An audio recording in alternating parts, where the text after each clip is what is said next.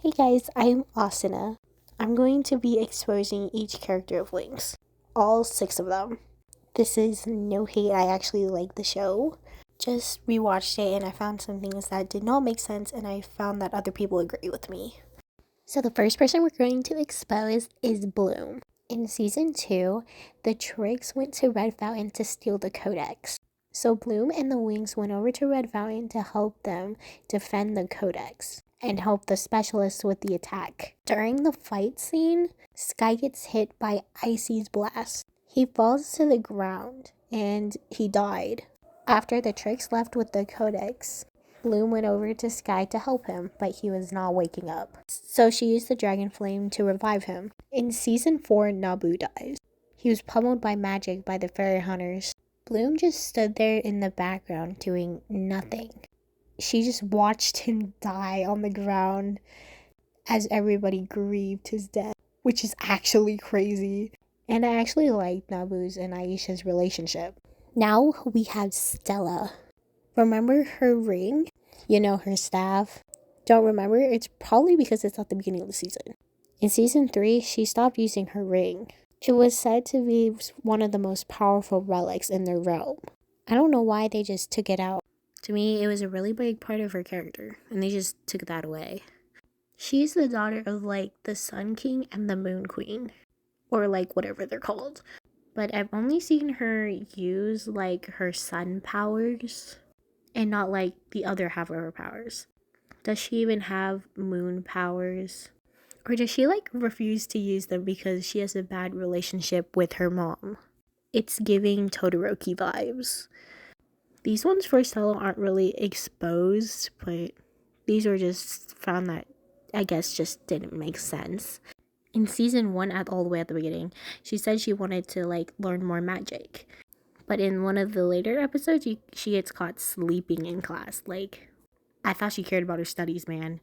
Next we have is Flora. She is my favorite character, mostly because she's nature-like and very sensitive. And I kind of have a pattern with that when picking my favorite characters. But today we will be exposing her little sister Miele. The Winx went to Lymphia to get the Black Willow's tears. They could turn back time or reverse time. And they were trying to reverse the curse of Farragon.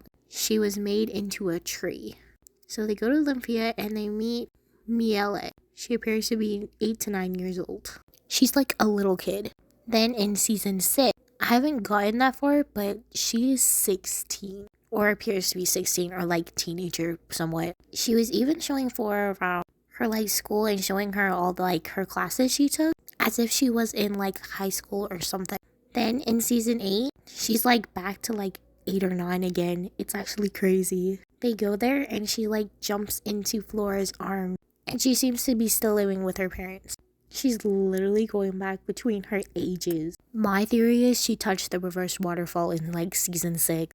And she got younger. But that doesn't explain how she got older. Here we have Musa. She's a very emotional girl. Griffin. Literally, who said that? This might be exposing Bloom more, but let's go with it. In season 5, they get Sirenic.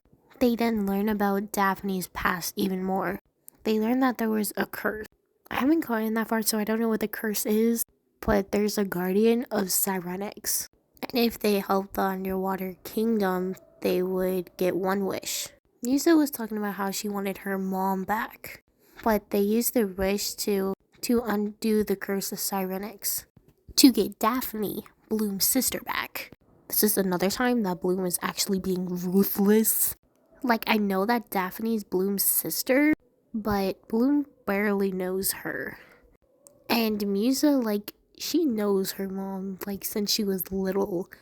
Bloom was kind of hugging all, their gifts and their, wins and everything. Now we have Tekna.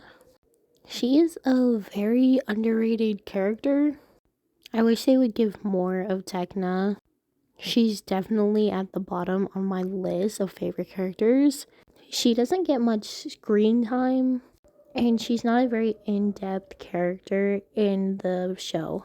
I was doing some research about her, and she was supposed to be the autistic character, having trouble with her social skills. And I think she would be a very powerful fairy because she's like tech magic. She could do like a lot of stuff with it. But the show said otherwise, and now she doesn't really have like good powers or like powerful powers. She's like never like the focus, so I guess that's probably why. But she could actually be like a really powerful fairy if they did that. That's also a reason why I couldn't expose her. Now we're gonna talk about Aisha slash Layla. Apparently her real name is Aisha from the original Italian version. They just dubbed the show to English, like they just changed her name to Layla, which I don't really get even though Google told me. I'm probably gonna like say it all wrong, so I'm not gonna say it. But I wish they stick with one name throughout the whole show. I also found out that in the Italian version, she is the Fairy of Fluids. They dubbed it to the Fairy of Waves, which can be confusing since it's a more specific type of like fluid, because she uses like morphics and waves, and that genuinely confused me in the show, because when Aisha came along, like they started using her name, I thought she was a whole different fairy because she started using water powers. I couldn't find anything else on her, but I think I cleared up a few things in my head about Aisha. So I hope they did for you as well. So that was all. So bye!